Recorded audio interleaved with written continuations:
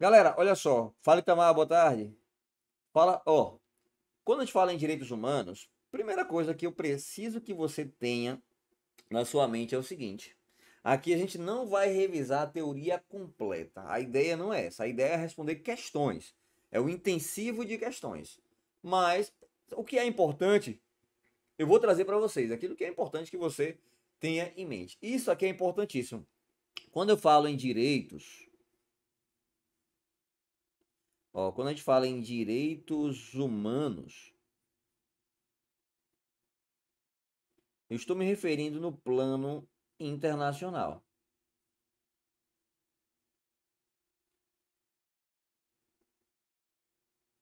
Direitos humanos no plano internacional, então, em geral, né? Aquele direito lá concedido pela ONU, criado em 1948, mas que já existia bem antes, né? Já existia bem antes aí. Direitos humanos é no âmbito internacional. Quando eu falo direitos fundamentais, sempre que a questão falar em direitos fundamentais, ela está falando em um plano interno, ou seja, em um plano nacional, já positivado pela Constituição. E onde é que estão positivados os direitos internacionais na Constituição? Lá no artigo 5º. Lá no artigo 5º. Tanto que artigo 5º da Constituição e o parágrafo 3º fala que toda norma que preza, né, que trata sobre direito internacional, que forem aprovadas em cada casa do Congresso, ou seja, Câmara e Senado, em 2 turnos, né, primeiro e segundo turno em cada casa, por 3/5 dos votos, elas são consideradas, são equivalentes à norma constitucional. Ou seja, é um direitos humanos positivado em um âmbito nacional, é um direito fundamental. E os direitos fundamentais estão no artigo 5º.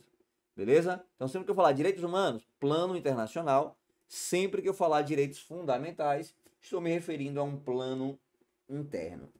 Beleza? Professor, e quando a questão falar direitos do homem? Ó, direitos do homem, isso aqui é direito geral, um direito que o homem tem, homem aqui, galera, homem e mulher, viu? Tem, e que ainda não foi positivado, que não é tratado ali nos direitos humanos, mas que o homem tem esse direito, beleza? A gente sabe que a sociedade está em constante evolução, então tem direitos que vão surgindo que ainda não foram positivados, não estão no âmbito de alcance internacional, mas que é um direito que a pessoa possui, né? A pessoa humana tem esse direito. Dito isso, bora para nossa questão. Olha só, o direito humano, então eu estou falando de direito humano em âmbito internacional, ó, em um âmbito internacional. Ao trabalho digno compreende garantia de uma remuneração justa, sim, no plano internacional. A gente vai ver lá no artigo 26 da, da nossa Carta, né, Universal dos Direitos Humanos, que fala que é direito do homem, né, um direito humano, a garantia de uma remuneração justa. Condições de trabalho seguras e saudáveis também, ó, tá em consonância. Carga de trabalho que proporcione que o trabalhador cumpra todas as suas obrigações. Isso aqui, galera, ó, isso aqui não tá conforme preza, beleza? Agora, proteção contra discriminação e assédio, sim. A ausência de negociação coletiva, tá falso.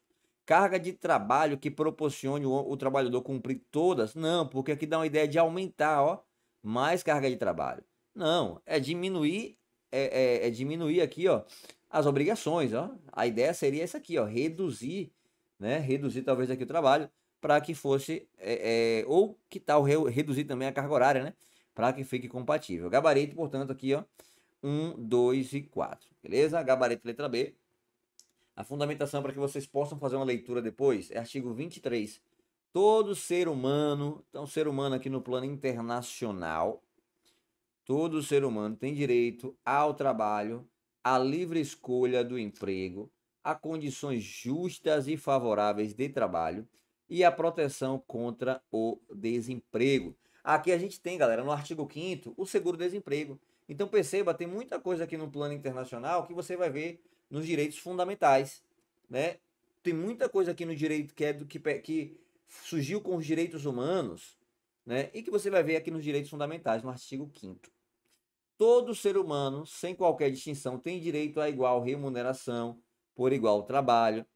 Todo ser humano que trabalha tem direito a uma remuneração justa e satisfatória que lhe assegure, assim como a sua família, uma existência compatível com a dignidade humana e a que se acrescentarão, se necessário, outros meios de proteção social. Todo ser humano tem direito a organizar sindicatos e nele ingressar para a proteção de seus interesses.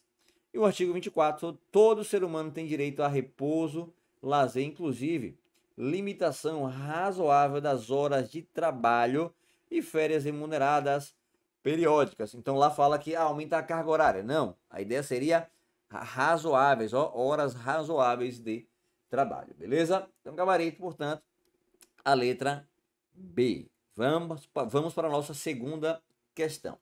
Os direitos humanos de defesa caracterizam-se por constituir uma prerrogativa que pode ser utilizada pela pessoa contra eventuais arbítrios estatais.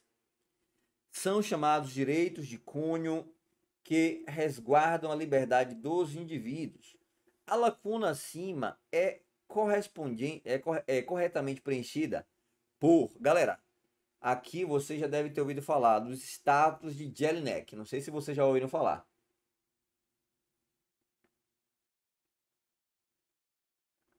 Eu tenho 4 status de Jelinek. Ó, status de Jelinek.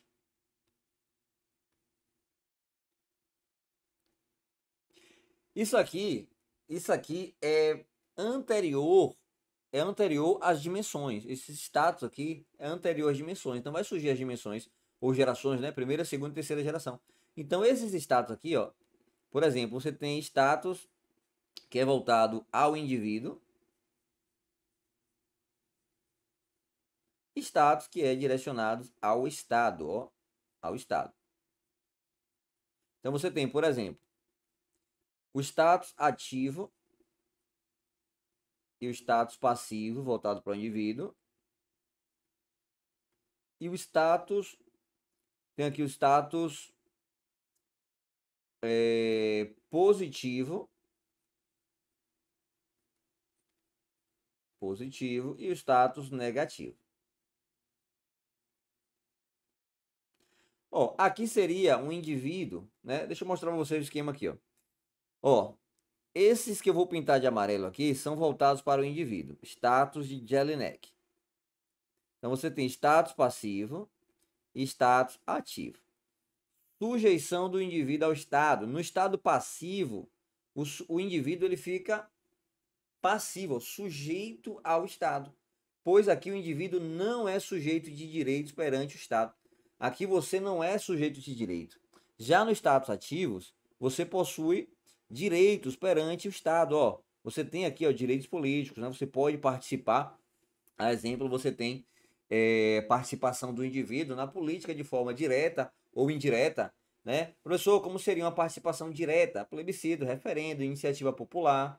É daqui que surge a criação da participação política. É um status positivo, onde você pode participar de forma direta, indo lá e aprovando plebiscito, referendo ou iniciativa popular, projeto de lei, ou de forma passiva. Aí você não tem direito. Participação ativa, ou melhor, direta ou indireta. Aí é o status ativo. Status passivo, você é mero objeto. Você não tem direito perante o Estado. Você depende do Estado. Já no status ativo, não. Aí você tem também, voltado agora para o Estado. Ó. O Estado ele deve ter uma atitude positiva. Como seria positiva? Aqui o Estado é o provedor, né? Direitos de igualdade, proteção do indivíduo. E o status negativo, voltado para o Estado fica inerte, em prol da liberdade do indivíduo, atuando meramente como um vigilante noturno, em situações de abuso. Aqui é direito de proteção ou direitos de defesa. Galera, desses status aqui, ó, quando a questão fala, os direitos humanos de defesa caracterizam-se por constituir uma prerrogativa que poderá ser utilizada pela pessoa contra eventuais arbítrios estatais, são chamados direitos de cunho negativo, ó. Direitos de cunho negativo. Porque aqui, ó, negativo, o Estado ele fica inerte em prol da liberdade, funciona como direito de proteção, ó, direito de defesa. Ele só vai atuar quando provocado. O Estado cometeu abuso, você provoca o Estado, o juiz, por exemplo, para que repare aquele abuso. Mas é um Estado negativo, status negativo. Status positivo, o Estado como provedor. A gente vai ver nas gerações, muito claro isso aqui, né? Gerações, dimensões de direitos humanos, a gente vai ver bem claro esse aspecto. Vai ficar melhor para você compreender. Mas de cara, você entender que eu tenho 4 status, 2 status é voltado para o indivíduo, né? Status ativo, o indivíduo ele pode atuar ali perante o Estado. Passivo, ele não tem direito, tá bom? Ele não tem direito. Estado, né? O status voltado para o Estado. Positivo, o Estado tem que atuar, né? O Estado ele é o provedor. E o status negativo, o Estado ele fica inerte, só atua quando provocado. E a gente herdou isso quando a gente fala do Poder Judiciário. O Poder Judiciário só atua quando provocado. Então é um status negativo do Estado. Beleza? Então, gabarito, portanto, letra B. Vamos lá, letra B. Terceira questão.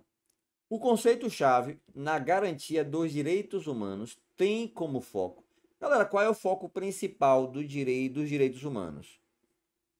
Proteção à vida, à liberdade, à dignidade da pessoa humana ou justiça social. Se amanhã cair isso aqui na tua prova, perguntando sobre o status, ou melhor, sobre o conceito-chave de garantia dos direitos humanos. Qual é o foco principal? Qual é o foco principal aqui dos direitos humanos? Vida, liberdade, dignidade ou justiça?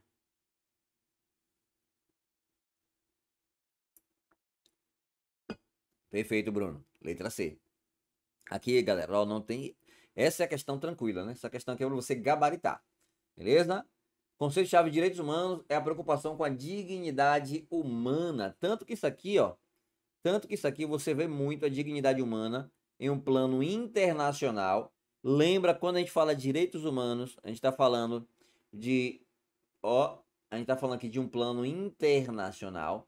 E quando a gente fala de direitos fundamentais, a gente está falando de um plano interno.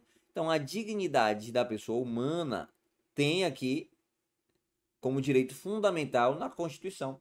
Lá no artigo, acho que terceiro, né? Inciso terceiro, source de vapor, soberania, cidadania, dignidade da pessoa humana, valor social do trabalho e da livre iniciativa e pluralismo político. Então, a dignidade da pessoa humana, isso aqui, ó, tá no plano nacional, ó, plano nacional. Sempre que tiver aqui no plano nacional, estou falando de um direito fundamental. Um direito fundamental. E aqui os direitos humanos, né? A gente trata aqui do plano internacional. É muito importante isso, porque tem questões que perguntam, né, gente? Qual a diferença dos direitos humanos para os direitos fundamentais? Pergunta se há uma diferença. Sim. Quando eu falo de direitos humanos, é plano internacional. É os tratados que o Brasil adotou, né? Às vezes o Brasil ele pode adotar um tratado e não passar pelo aquele requisito lá de 2 turnos, 2 casas, 3/5. Aquela norma ali vai ser uma norma super legal. Vai estar abaixo da Constituição, mas acima das outras leis. É uma norma super legal. Agora, se for aprovada, aí vai ter força de norma constitucional. É observância obrigatória. Parâmetro de observância obrigatória para todas as leis. Então, perceba, quando eu falo de direitos humanos, plano internacional, e quando eu falo direito da pessoa humana, ou dignidade da pessoa humana, estou falando de um plano nacional, que é um fundamento já adotado aí pelo Brasil.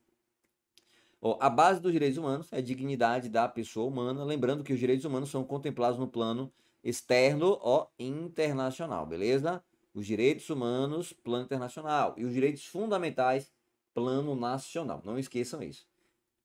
Vamos lá. Terceira questão, ó, muita gente acertar até no chute, né? Tava bem tranquila. Gabarito letra C. Vamos lá. Quarta questão. Em conformidade com a Declaração Universal dos Direitos Humanos, Todo ser humano tem direito à educação obrigatória no ensino fundamental e superior, sendo que esta última será baseada nas condições social e não no mérito. Galera, olha só. A letra A. Vamos ler as outras alternativas, né? Para também não entregar logo gabarito de cara aqui. Eu quero que vocês façam também. Letra B. Todo ser humano tem direito à educação, a qual será gratuita obrigatoriamente nos graus elementares, fundamentais e superiores. A educação elementar não é obrigatória, sendo gratuita o ensino técnico profissional.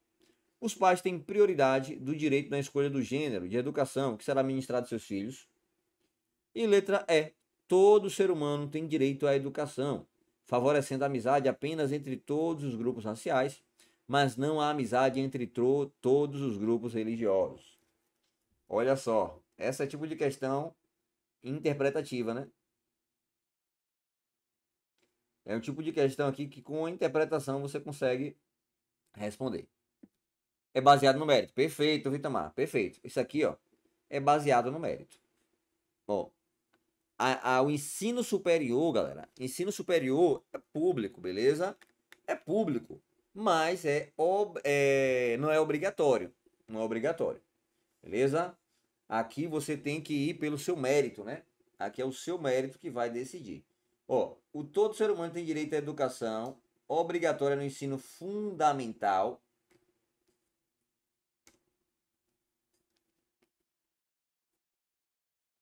Letra B, né?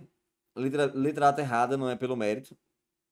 Todo ser humano tem direito à educação, a qual será gratuita e obrigatoriamente nos graus elementares, fundamentais e superiores. Galera, superiores não. Só os graus elementares. O que seria graus elementares? Graus elementares quando você pega ali a série inicial, né? Alfabetização infantil, o básico lá, né? Por isso que a gente fala de elementar. Cai muito esse termo em prova. Ó, só é obrigatório educação elementar e fundamental. Médio e superior não entra como obrigatório, beleza? E o grau superior, ele não é baseado nas condições, é baseado no mérito, beleza? Apesar de ter as cotas, tá bom? Mas a gente não vai entrar nesse tema. Mas a base mesmo aqui é baseada no mérito. Letra C. A educação elementar não é obrigatória, é falso. A educação inicial, ó, elementar ali, os anos iniciais, é obrigatória. Letra D. Os pais têm prioridade do direito na escolha do gênero de educação que será ministrada aos seus filhos, ó, conforme com a Declaração Universal dos Direitos Humanos. Beleza? Os pais, eles têm prioridade, né, na escolha de gênero de educação que será ministrada aos seus filhos. Então, se o pai quiser ensinar em casa, ele tem esse direito, tá bom? Esse direito de escolha, né? Agora, lógico, tem que passar por uma supervisão pedagoga, né, gente? Os pais que têm ali a formação adequada para poder formar os filhos. Tranquilo? Então não é todo e qualquer tipo, até porque a LDB fala que o ensino ele elementar ele é obrigatório a partir dos 4 anos. Então, a partir dos 4 anos, o aluno tem que estar matriculado em uma escola. Letra E, todo ser humano tem direito à educação, favorecendo amizades? Não, apenas entre grupos raciais? Não, isso aqui é distinção, viu? Ó, e não amizades entre grupos religiosos. Aqui seria criar distinção de pessoas. Artigo 26. Todo ser humano tem direito à instrução.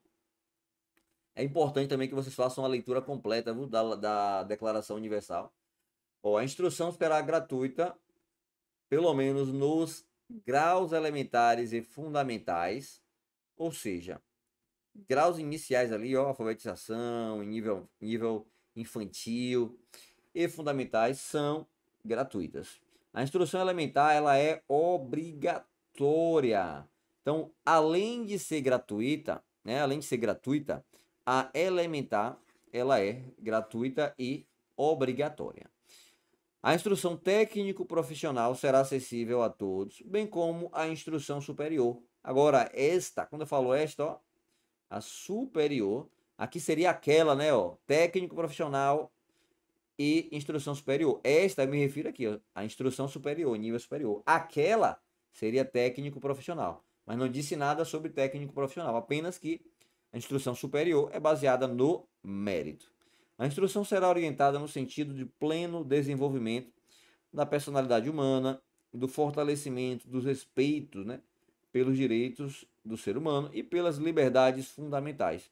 A instrução promoverá a compreensão, a tolerância e a amizade entre todas as nações e grupos raciais ou religiosos e coadjuvará as atividades das Nações Unidas em prol da manutenção da paz. Então não tem nada de distinção. O finalzinho da questão fala, ó, favorecendo as amizades, tá? Aqui tá falso.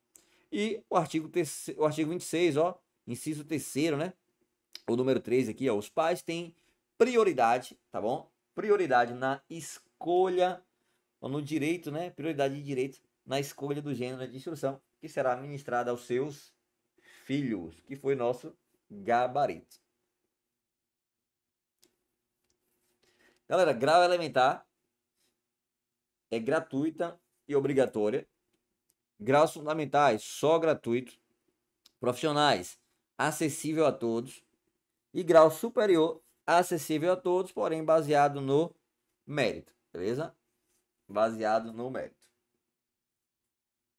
Ó, quarta questão, gabarito, letra D. Vamos lá, quinta questão. Assinale a alternativa que não esteja em conformidade com a Declaração Universal dos Direitos Humanos. Galera, qual dessas aqui não está de acordo? Aqui ele quer saber o que não está de acordo com a lei, né? Afinal, as questões vai vir aí cara crachá, né? Dispositivo de lei. Então vamos lá. 5 segundinhos aí para vocês responderem.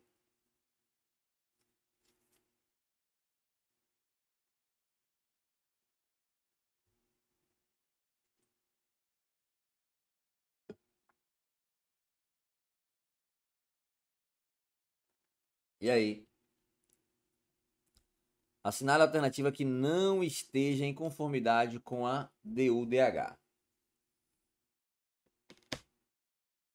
Lá vinha a letra D. Alguém mais?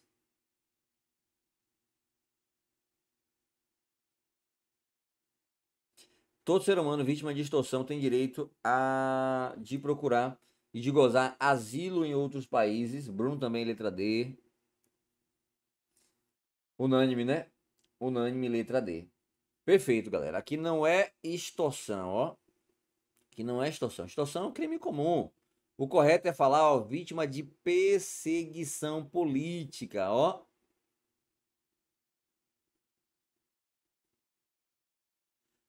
Artigo 14. Ó. Todo ser humano vítima de perseguição, perseguição por crimes políticos, crimes de opinião, tá bom? Tem direito a procurar e gozar, né, asilo em outros países. E o Brasil aqui, ó, ele tá lá dentro das suas relações internacionais, né? A concessão de asilo político, beleza? Então não é qualquer asilo, para você não achar que qualquer pessoa que cometa crime pode pedir asilo no Brasil. Não. Asilo político, vítima ali de perseguições, né? Crimes de opiniões, o Estado está perseguindo aquela pessoa de forma política, aí sim tem direito ao asilo, beleza? Então, extorsão não, vítima de extorsão não tem direito a procurar e gozar asilo em outros países. Ela vai poder ali ter buscar, né, a reparação no próprio país, buscar aí a tramitação da persecução penal. A letra A. Todo ser humano nascem livres e iguais em dignidades e direitos, ó, são dotados de razões e de consciência e devem agir em relação uns aos outros com espírito de fraternidade. Todo ser humano tem capacidade para gozar os direitos e as liberdades estabelecidos nesta declaração, sem distinção de qualquer espécie, seja de raça, sexo, língua, religião, opinião política ou de outra natureza, origem nacional ou social, riqueza, nascimento ou qualquer outra condição. Todo ser humano tem direito de deixar qualquer país, inclusive o próprio, e a esse regressar, beleza? Então, asilo político, prefeito, Breno. Então, ó, letra D é a única que não está em conformidade com a Declaração dos Direitos Humanos por conta da extorsão. Correto é falar vítima de perseguição, beleza? Gabarito, portanto, letra D. Sexta questão. Vamos lá, sexta questão. A alternativa que corresponde apenas a direitos fundamentais de segunda geração. Galera, quando eu falo direitos fundamentais, eu estou falando do plano nacional ou internacional. Ó, aqui é um plano nacional. Quando eu falo direitos humanos, que é internacional. Beleza? Então, vamos lá. A alternativa que corresponde apenas a direitos fundamentais de segunda geração. Alguém lembra das gerações ou das dimensões? Ó, pode aparecer aqui, ó, geração, geração.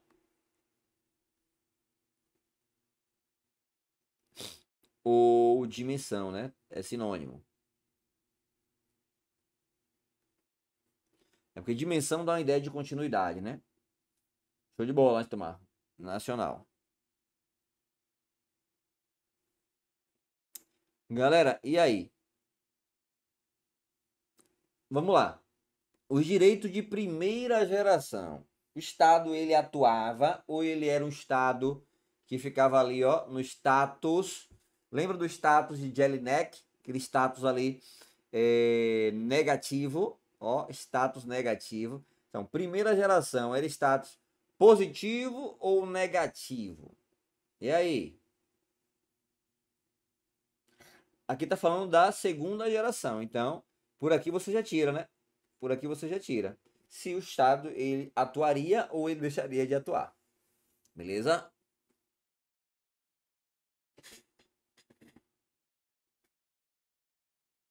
Ó, a maioria aqui chutando letra D, né? Eu quero que depois dessa aula vocês não chutem não, gente. Façam aí na certeza, viu? Façam na certeza. Ó, vamos lá. Vamos lá. Bora revisar, depois a gente volta na questão. Primeiro, direitos de primeira geração ou primeira dimensão. Direitos de liberdade. Aqui o Estado ele não atuava, tá bom? Aqui a atuação do Estado era negativa, porque você tinha direito à liberdade, natureza, direitos civis e políticos, contexto histórico, surgem com o liberalismo e as revoluções burguesas do século XVIII, especialmente a Revolução Francesa e a Declaração da Independência dos Estados Unidos.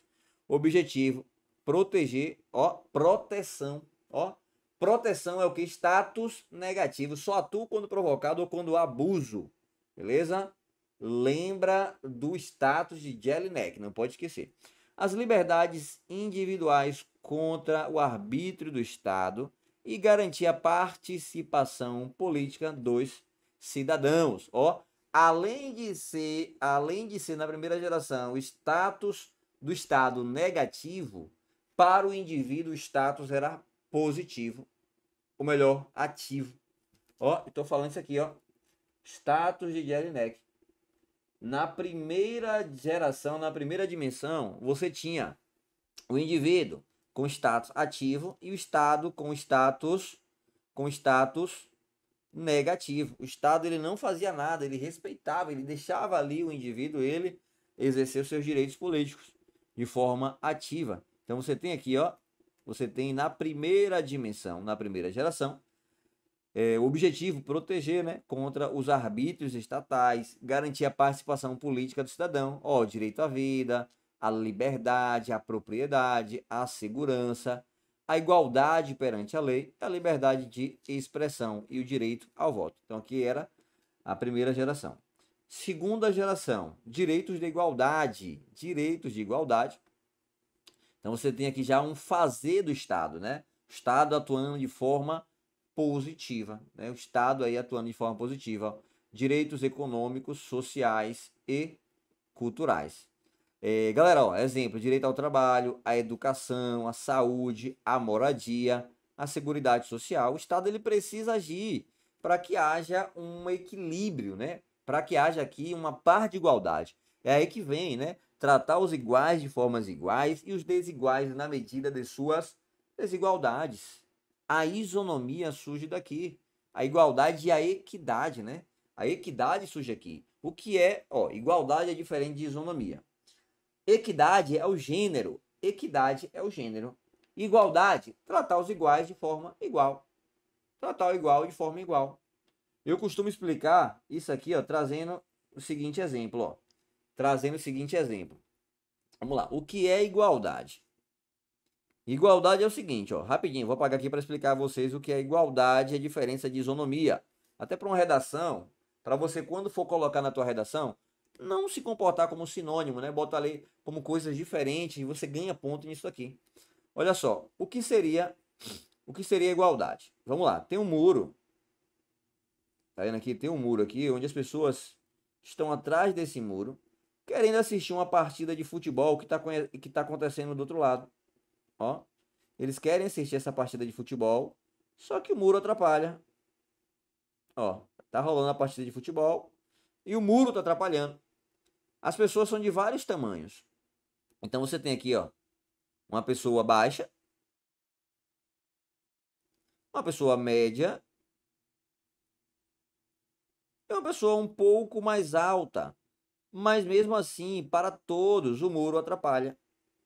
O muro atrapalha. O que seria a igualdade? Eu vou dar um bloco para cada um, ó. Um bloco para cada um. Todos vão ganhar um bloco para poder subir e assistir a partida de futebol. Estou tratando todos de modo igual. Par de igualdade. Galera, esse aqui que é mais alto, ele vai conseguir assistir, ó. Ele vai ficar aqui, a cabeça dele vai ficar aqui, ó. Ele vai conseguir assistir a partida.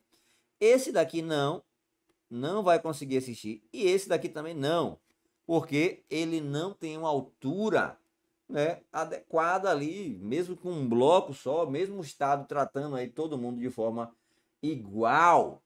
Boa tarde, Luiz. Mesmo o Estado tratando todo mundo aqui de forma igual, não é suficiente. Não é suficiente. Então não preciso de uma igualdade.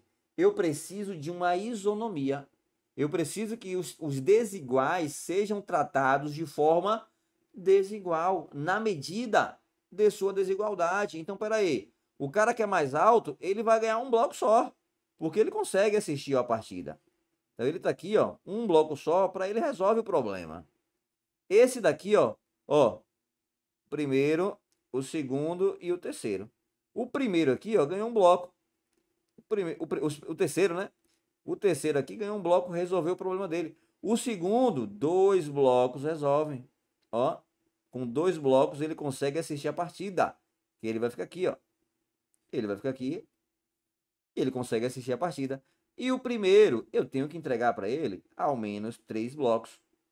3 blocos para ele é suficiente para que ele consiga assistir a partida. Então, isso daqui, ó, é o exemplo da isonomia. Beleza?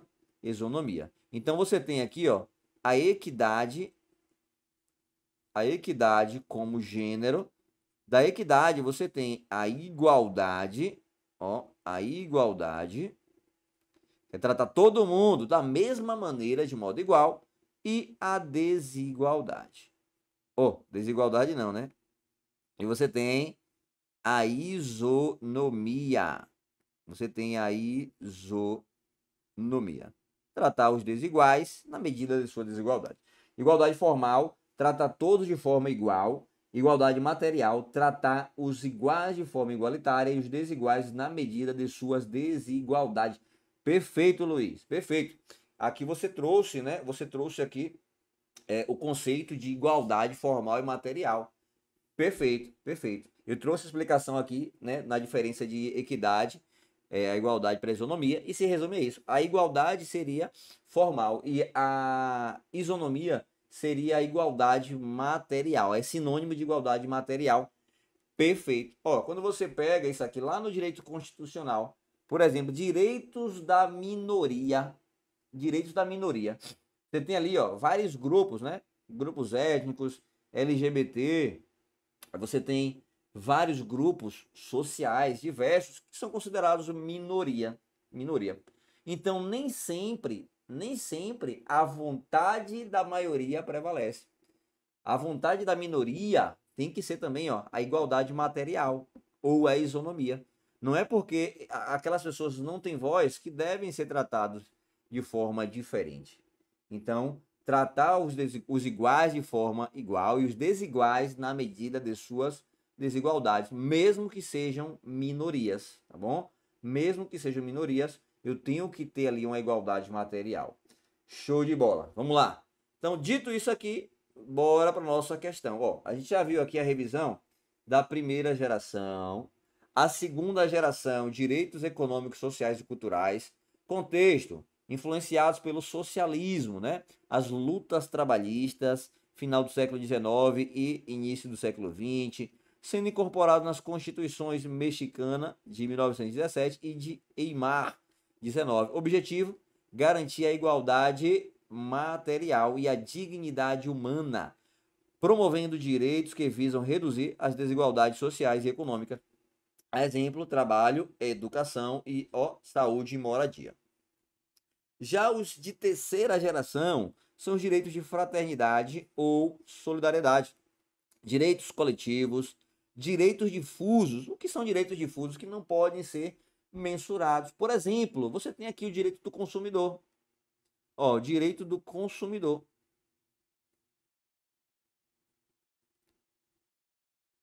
O direito do consumidor não tem como eu mensurar.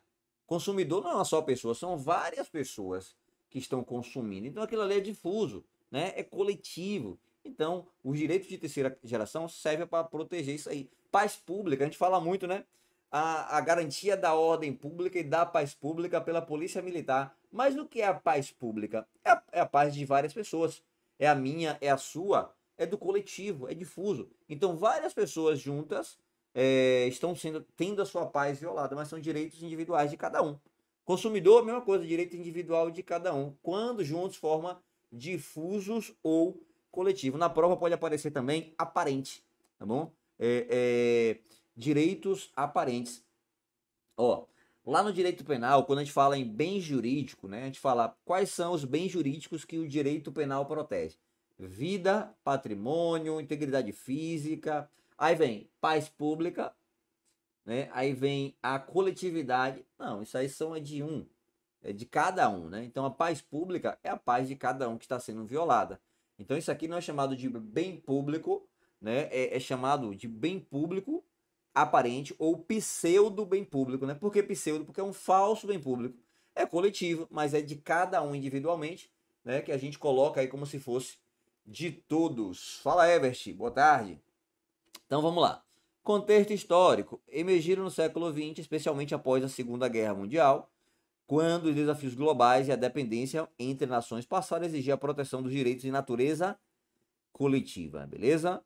Ó, objetivo: proteger interesses comuns da humanidade, transcendendo o individual e promovendo a solidariedade entre os povos e nações. Direito ao meio ambiente, equilibrado, ao desenvolvimento, à paz, à autodeterminação dos povos e à comunicação. Beleza? Então são direitos, ó. Primeira, segunda, terceira. Temos também os de quarta geração, tá bom? Relacionados à globalização, à tecnologia, ó, direitos relacionados à ciência e tecnologia. Galera, aqui já é final do século XX, né? Algo mais moderno, ó, início do século XXI. Objetivo: regular os avanços tecnológicos, direitos à engenharia genérica, à bioética, à manipulação genética e o direito à informação. Temos também o direito de quinta geração, ó. Vejam, já estamos lá no direito de quinta geração, que é o direito à paz, ó, direito à paz, beleza?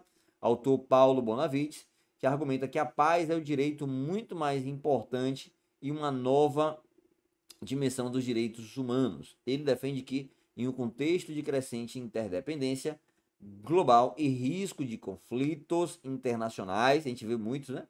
Conflitos internacionais, a paz deve ser vista como um direito fundamental que assegura a sobrevivência da humanidade e a convivência pacífica entre as nações, beleza? Então a gente já revisou aqui, bem rápido, né? Os direitos de primeira, segunda, terceira, quarta e quinta geração. Galera, gabarito, que marcou a letra D acertou. Alternativa que corresponde apenas direitos fundamentais de segunda geração. Ó, atuação do Estado aqui é uma atuação positiva, é um fazer do Estado, beleza? Então, ó, a educação, o Estado tem que promover a educação. Então, é uma competência concorrente lá no direito constitucional, a educação entre Estado, União e município. O município vai cuidar da educação de nível infantil, né? Ali a alfabetização. O município, o ensino infantil e fundamental, né? Ensino fundamental aí, competência do município. Do estado, a competência, né, do nível médio. E o ensino superior, competência da União, beleza? Mas são concorrentes, né? Eles concorrem entre si. Direito à igualdade e à participação democrática. Essa participação democrática aqui seria uma atitude voltada para o indivíduo, né? O indivíduo aí é um status ativo. Ó, é muito importante, gente, vocês volta e meia revisarem isso aqui, ó. Quando eu falo em status de Jelinek, tá bom? Esse status aqui voltado, né, para o indivíduo e tem status que é voltado para o Estado, tá bom? Status passivo, status ativo, status positivo e status negativo, beleza? Então volta e meia aí, peço que vocês sempre estejam dando uma olhada nesses aspectos. Olha, gabarito letra D. Vamos lá. 7ª questão aí na tela.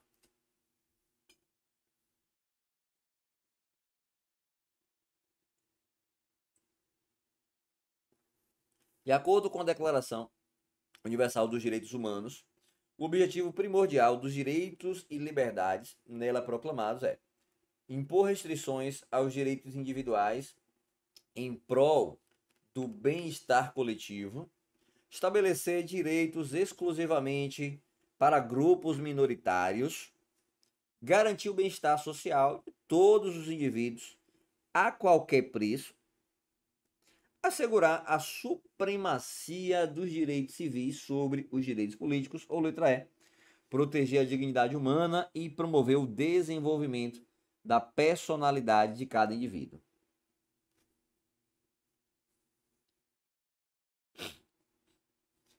Perfeito, Evert. Perfeito, viu? Ao homem, ao sujeito, né, ao indivíduo, status passivo ou ativo, né? Ativo aí, tendo participações políticas. Passivo, como mero objeto, né? Não tem participação ali, apenas depende do Estado. E já para o Estado, né, o governo, status positivo, atuando, né, um faceiro do Estado, o Estado ali atuando de forma positiva, como educação, né, promovendo a educação, ou de forma negativa, né, apenas quando provocado, aí como um garantidor, né, como um vigia noturno, né, como traz aí os ensinamentos. Ó, perfeito, perfeito. Letra E é o nosso gabarito aqui, ó.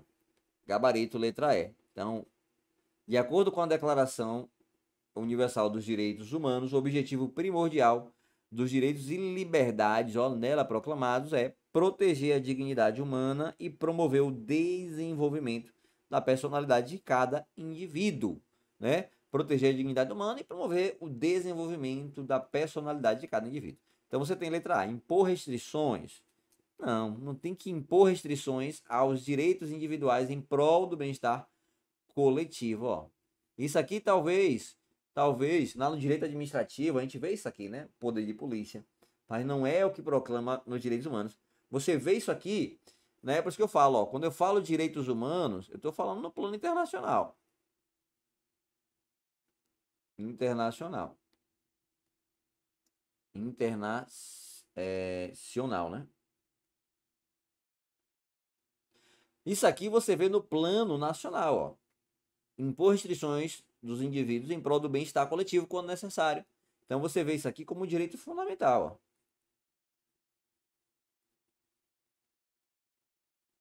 Isso que é bom observar o comando da questão. Fala, José Cássio. Chegue para cá. Letra B. Estabelecer direitos exclusivamente para grupos minoritários? Não. O bem-estar de todos. Letra C. Garantir o bem-estar social de todos os indivíduos a qualquer preço? Não, né, gente? A qualquer preço. Não. Caiu. Gente, caiu aí. Deixa eu ver aqui. A minha conexão tá normal, viu? Pode ser a internet. Ó. Minha conexão aqui tá normal, viu, Breno? Pode ser a sua internet. Mais alguém aí caiu? Quem não caiu, aliás, quem não caiu responde, né? Porque quem caiu tá fora já, né? Galera, tá normal aí a transmissão?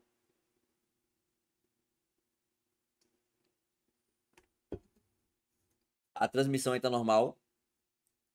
Tá normal também, então bora. Deve ter sido a internet aí de Breno.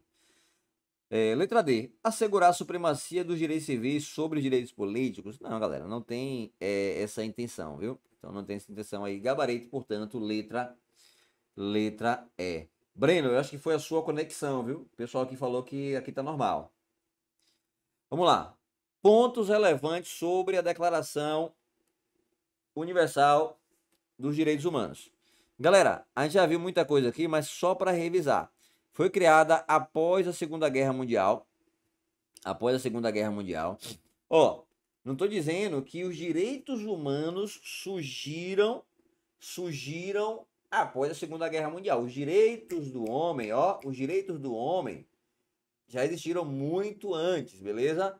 Tanto que a Declaração Universal antes era a Declaração do Homem, né? Mas por conta de não ficar, é machismo, só atende um grupo, aí colocaram direitos humanos. Mas os direitos humanos, eles é muito antes da criação do Estado, tá bom? A gente adota aqui um justnaturalismo. O que é o justnaturalismo?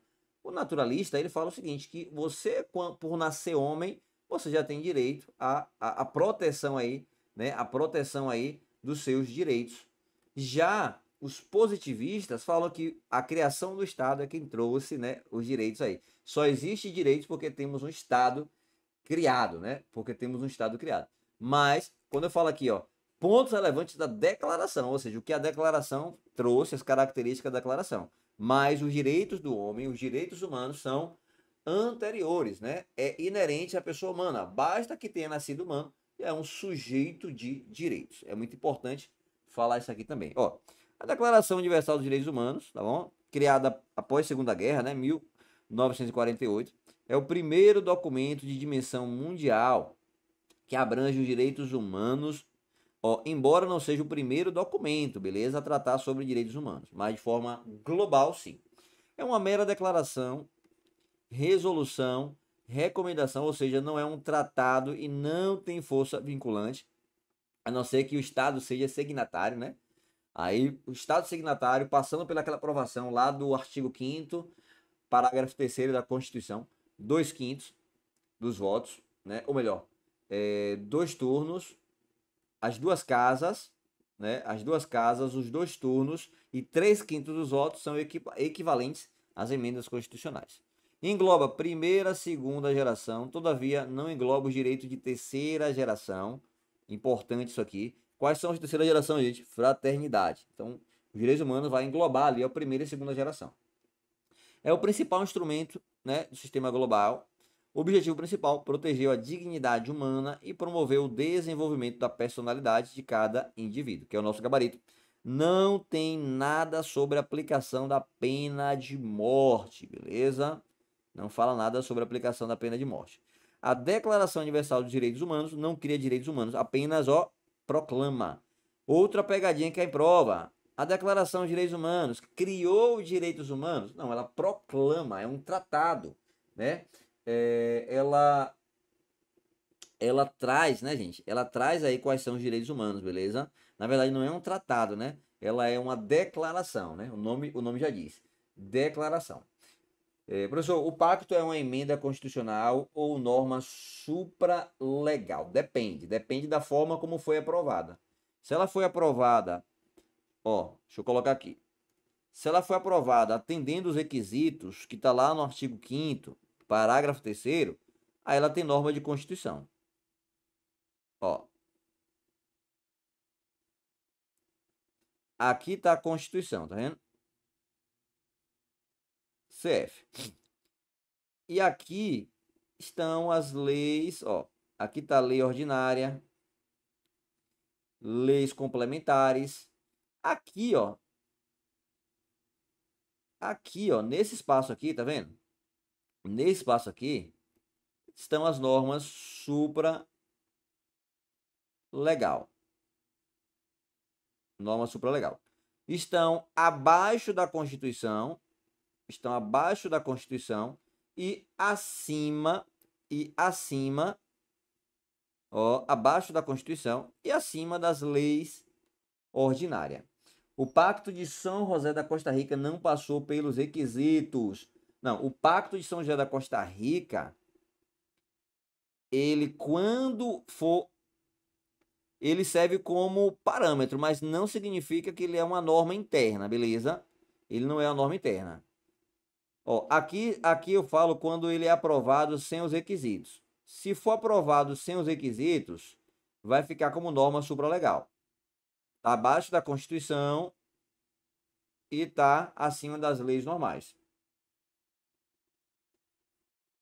Então, perfeito, Everett, perfeito. Os que foram aprovados estão aqui, ó, emenda constitucional. Tem força normativa de texto constitucional. Os que não foram aprovados, apenas norma supralegal, ó, não tem aí o poder, por exemplo, se for criar uma lei e essa lei ela está indo de encontro a uma norma supralegal, eu não posso declarar a inconstitucionalidade. Beleza?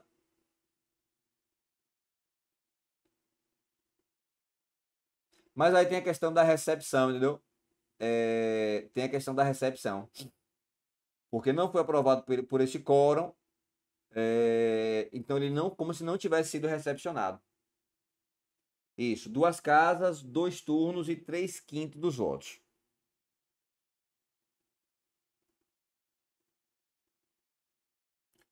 Ó, é uma norma infraconstitucional, porque foi aprovada antes do procedimento. Antes do procedimento de existir, entendeu? Quando é após o procedimento e ela não passa por aquele requisito, aí eu chamo de norma supralegal, viu? Chamo de norma supralegal.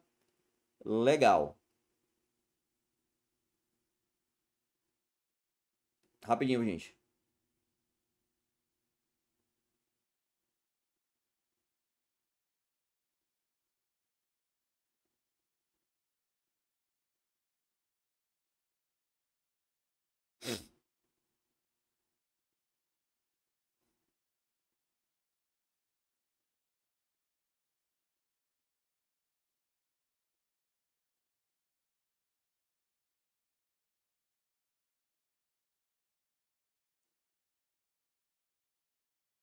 Eu não trouxe aqui nos slides, viu? Eu não trouxe aqui nos slides a diferença entre uma norma supralegal ou infralegal para trazer para vocês.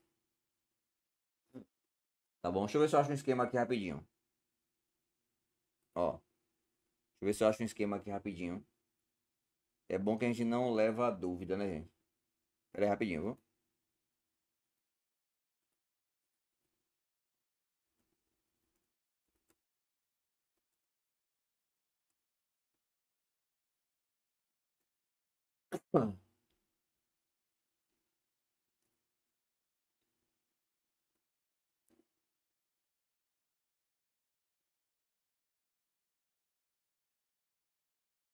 Eu tinha aqui a pirâmide de Kelvin, né?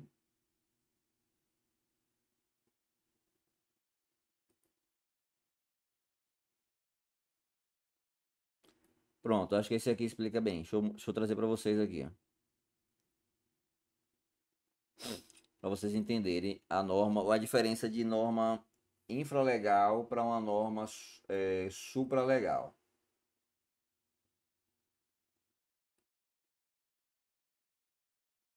A gente vai ver lá em direito constitucional, né? Mas aí já antecipo aqui para vocês esse conteúdo.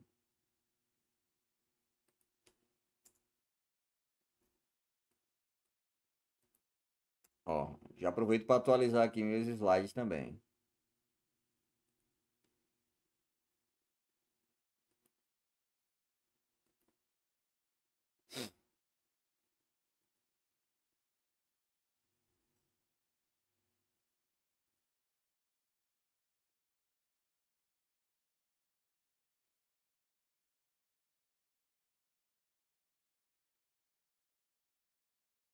Pronto.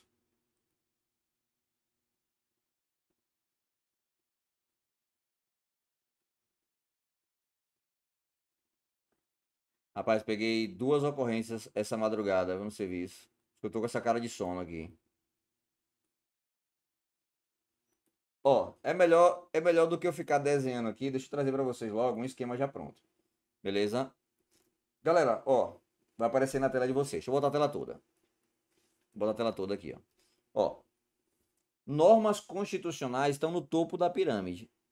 Ó, normas que estão no texto constitucional, né? A nossa Constituição, ela é de 1988. As leis que foram criadas antes, por exemplo, o Código, nosso Código Penal, ele é de 1940. Então, ele é anterior à Constituição. Ó, é anterior à Constituição. O Código Penal, ele é de 1940. Então, eu falo que ele foi recepcionado pela Constituição. Mas, por exemplo, eu tenho leis que são criadas posteriores à Constituição. A exemplo, a gente tem aqui o pacote anticrime, né? Foi 2020. Diversas leis que foram criadas depois, né? Lei de interceptação, ó, 92, lei de improbidade. Então, as leis que foram criadas depois da Constituição, elas vão passar por um filtro constitucional para saber se estão ou não de acordo com a Constituição. É por isso que eu falo aqui, ó, que essa lei aqui ela é recepcionada, e uma lei que ela é posterior. Por exemplo, a lei de abuso de autoridade é a 13.869, acho que é 869 de 2019, salvo engano, né? 2019. Então ela é depois da Constituição. Eu falo que ela é constitucional. Constitucional. Beleza? Olha só. Tudo que vai ser aprovado aqui, né, na Constituição, vamos lá, Constituição, né? Os tratados internacionais de direitos humanos que forem aprovados pelo rito especial previsto lá no artigo 5º, parágrafo 3º. Quais são os requisitos? 2 turnos. 2 turnos. 2 casas, ó, 2 casas no Congresso, tá bom? Lá no Congresso Nacional. E 3/5 dos votos. Se for aprovada com esse rito aqui, vai ter status de emenda constitucional e automaticamente é uma norma constitucional.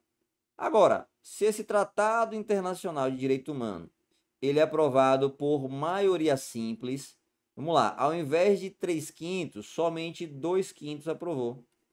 Ou seja, a maioria simples. Isso aqui não vai ser uma norma,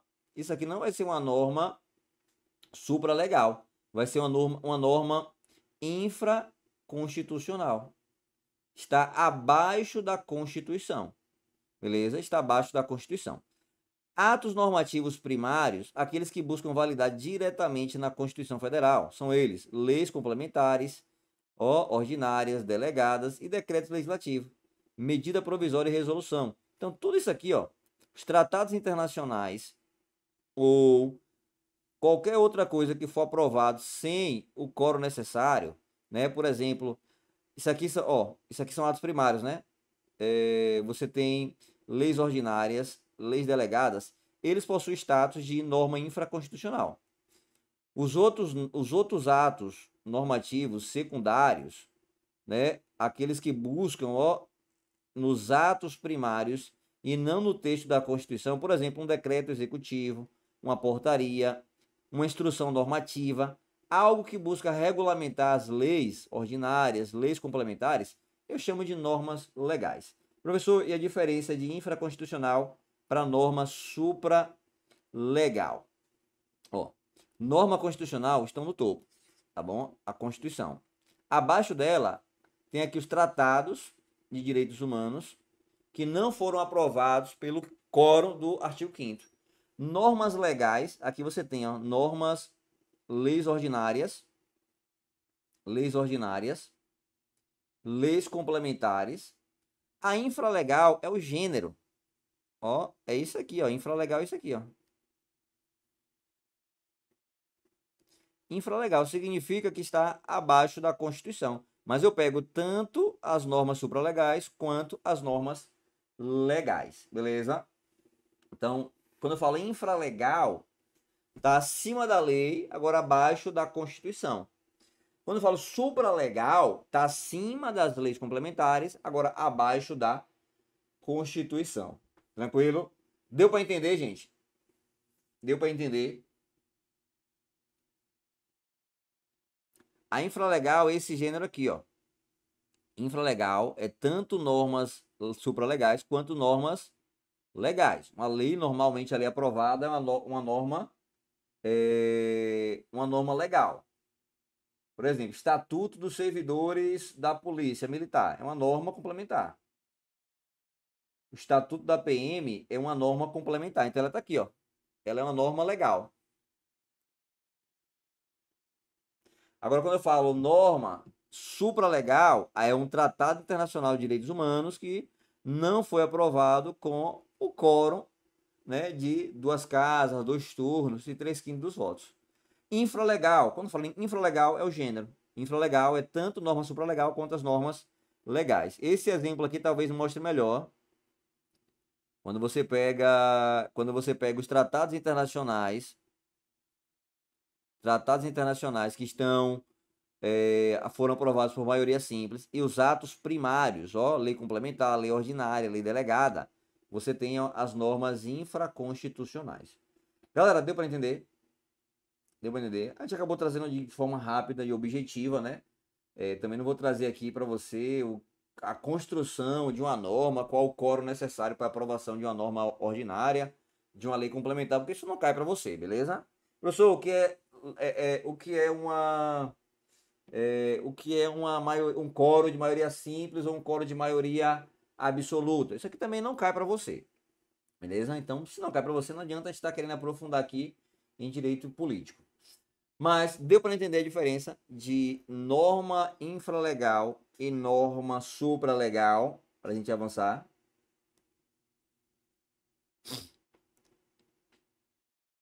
Se não entenderam, eu volto novamente, não se preocupem.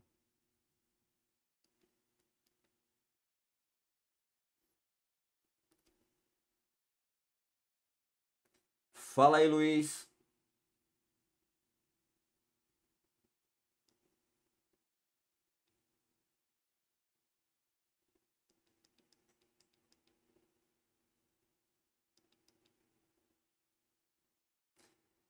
Galera, ó, me digam aí, qualquer coisa eu volto, viu? A gente vai avançando aqui. Pronto, show de bola, show de bola. Ó, essa aula vai ficar salva, viu? Então vocês podem depois, caso não entender, voltar lá. Qualquer coisa, ó, manda também dúvida, né? Vocês têm acesso ao meu WhatsApp, né? Só falar pelo WhatsApp. Mas qualquer coisa também manda pelo meu Instagram, viu? Ó, bora avançar então. A Declaração Universal dos Direitos Humanos também aborda a educação. Também aborda a educação, né? Como direito fundamental. Conforme este documento, como deve ser acessada a educação primária? A educação primária ou educação elementar?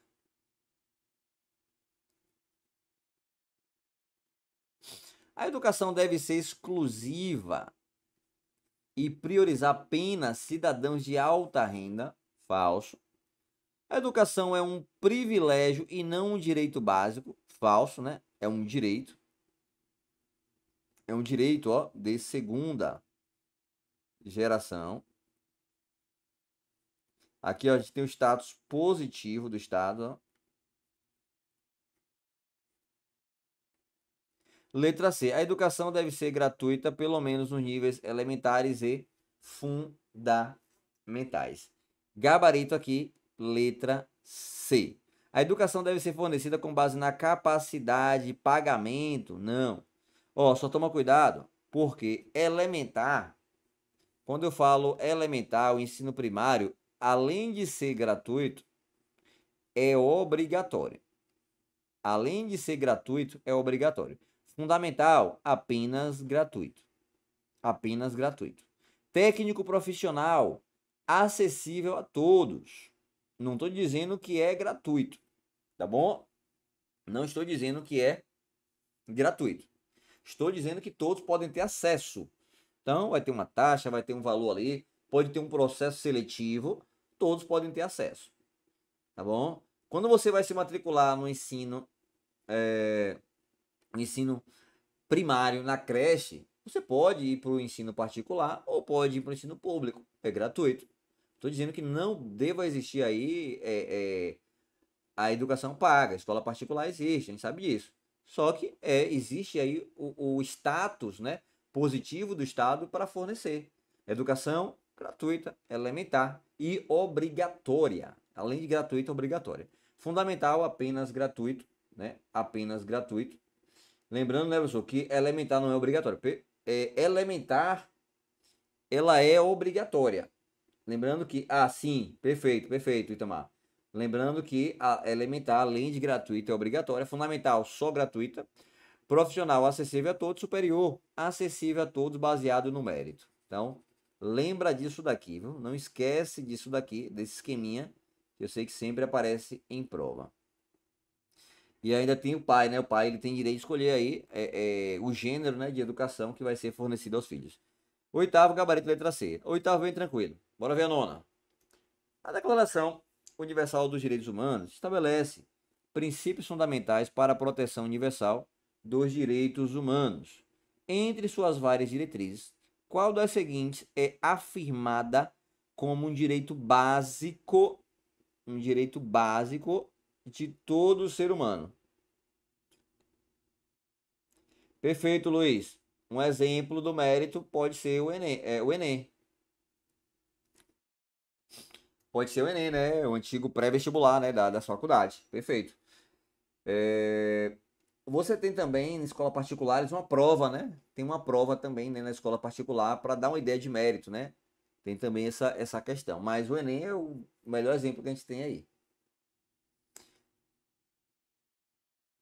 Ó, qual das seguintes afirmativas é afirmada como um direito básico de todo ser humano? Letra A. O direito à liberdade de expressão e à privacidade deve ser restrito em tempos de crise. Não, galera. Isso aqui, ó, não diz nada aí a Declaração Universal dos Direitos Humanos. Letra B. Todo ser humano tem direito à vida, à liberdade e à segurança pessoal. Letra C. As nações têm direito a suspender os direitos humanos em situações de guerra declarada. Não. Pelo contrário, devem ser respeitados, inclusive quando tiver uma guerra declarada. A discriminação é permitida em circunstâncias especiais definidas por lei. Ó, é vedada a discriminação. Gabarito, letra B, né? Gabarito, letra B. Todo ser humano tem direito à vida, à liberdade e à segurança. É o que está no artigo 3º da Declaração Universal dos Direitos Humanos. Letra B. 10. Durante uma palestra sobre direitos humanos na escola, Paulo é explicado a importância do respeito aos direitos humanos para a convivência em sociedade. Qual documento internacional é conhecido por ser a base dos direitos humanos?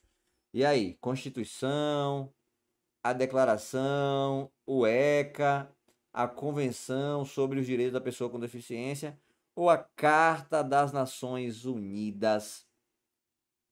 E aí, mantém letra B, né, gente?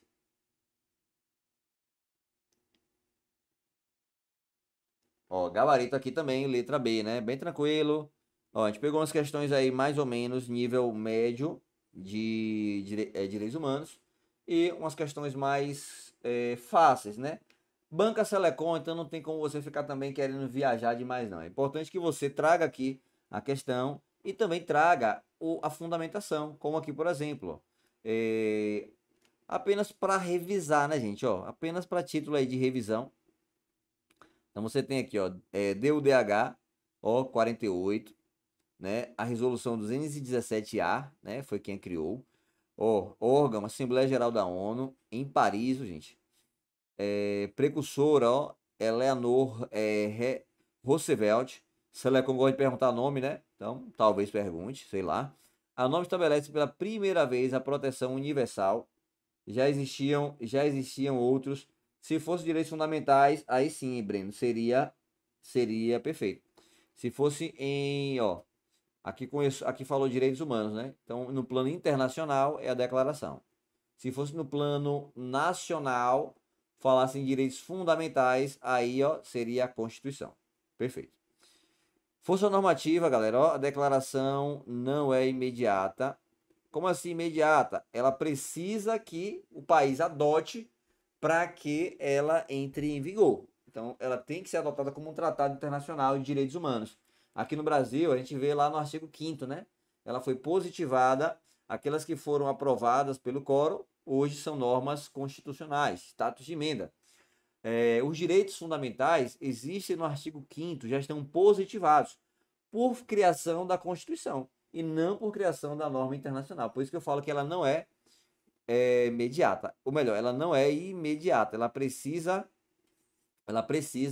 que seja positivada para que valham ali, né? Valham ali os seus efeitos. O resto é mais curiosidade, né? Convenção aqui, ó, da Prevenção e Repressão de Genocídio, 48, e a Convenção Internacional sobre todas as formas de discriminação racial, também de 65, né? De 1965. Tranquilos? Ó, 10 gabarito letra B.